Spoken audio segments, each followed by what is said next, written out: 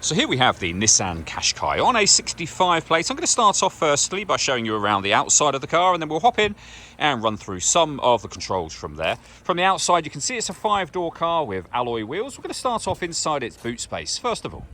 Okay, as we approach the back of the car, you can see we have reversing sensors, plenty of boot space as well, along with that 60-40 split folding rear seat, should you wish to increase the space even further.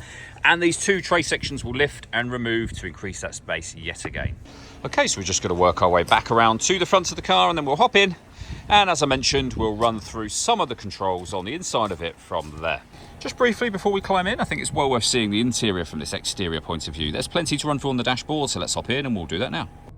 Okay, now that we're inside the car, we're going to start with the dials first of all. On the left-hand side, we have the rev counter and coolant temperature gauge. On the right-hand side, the speedometer and fuel gauge. In the center, you can see the digital readout for the speedometer. Below that, the total miles of the car there, 61,293. You can change information in that main section using buttons on the steering wheel.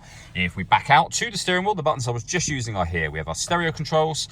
We have over on the right-hand side, our phone controls and cruise control and speed limiter as well.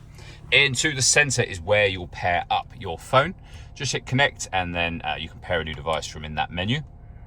When it comes to music, we have AM, DAB and FM radio.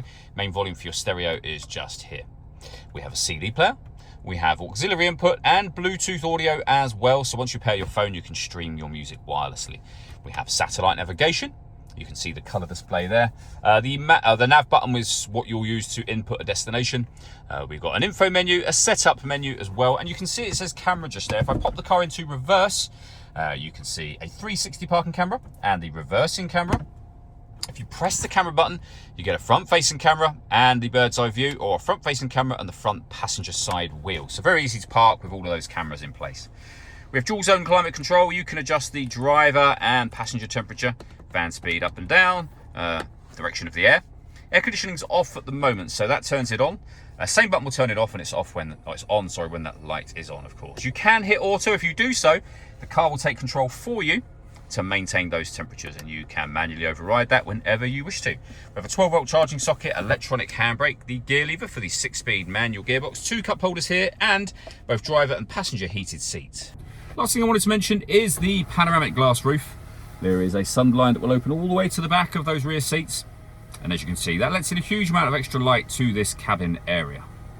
All that leaves me to say is thank you for taking the time to watch this video. If you'd like to come and see the car in person and have a test drive, please feel free to give us a call here at Surrey Specialist Cars. We'd love to hear from you soon.